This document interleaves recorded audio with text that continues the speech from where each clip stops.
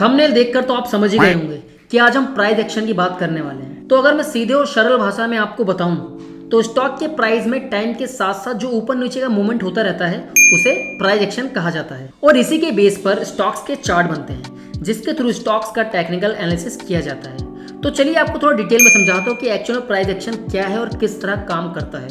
Price action को समझकर अपनी ट्रेडिंग की जर्नी को किस तरह एक प्रॉफिटेबल जर्नी बना सकते हैं। अब वीडियो में अगर यहाँ तक आ गए तो चैनल को सब्सक्राइब करके वीडियो को लाइक भी कर दीजिए। तो जैसा कि मैंने आपको बताया कि टाइम के साथ साथ स्टॉक्स, कमोडिटीज या करेंसी के प्राइस में जो मूवमेंट होता है उसे प्राइस एक्शन कहा जाता है और इसी के बेस पर टेक्निकल एनालिसिस किया जाता है, क्योंकि ज्यादातर short term traders price action के थ्रू ही बनने वाली फॉर्मेशन का टेक्निकल एनालिसिस करके अपनी ट्रेडिंग के डिसीजन लेते हैं और मार्केट या स्टॉक्स के प्राइस मूवमेंट का पहले से अंदाजा भी प्राइस एक्शन के थ्रू ही लगाया जाता है।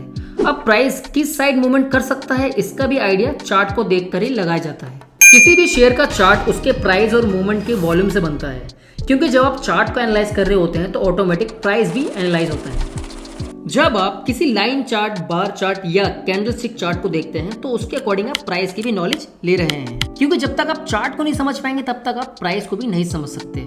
इसलिए प्राइस एक्शन को समझने के लिए आपको ये चीजें जरूर पता होनी चाहिए। अब यहाँ पर एक चीज सामने आती है, प्राइस डिस्काउंट एवरीथिंग, जिसका मतलब है मार्केट में हर चीज डिस्काउंट है। तो अगर आपने टेक्निकल एनालिसिस सीखा होगा तो आपको ये पता जरूर होगा कि प्राइस डिस्काउंट एवरीथिंग, क्योंकि टेक्निकल और फंडामेंटल एनालिसिस के अंदर भी प्राइस डिस्काउंट होता है, जिसका मतलब यह है प्राइस अपने अंदर सबको रिफ्लेक्ट करता है। इसलिए प्राइस एक्शन को आप टेक्निकल एनालिसिस के थ्रू अच्छी तरह समझ सकते हैं। अब यहाँ पर बात आती है कि आपको चार्ट भी देखना आना चाहिए, क्योंकि चार्ट के अलग अलग टाइम फ्रेम होते हैं, जैसे कि 5 मिनट, 15 मिनट, 1 घंटा और डेली चार्ट एक्सेट्रा।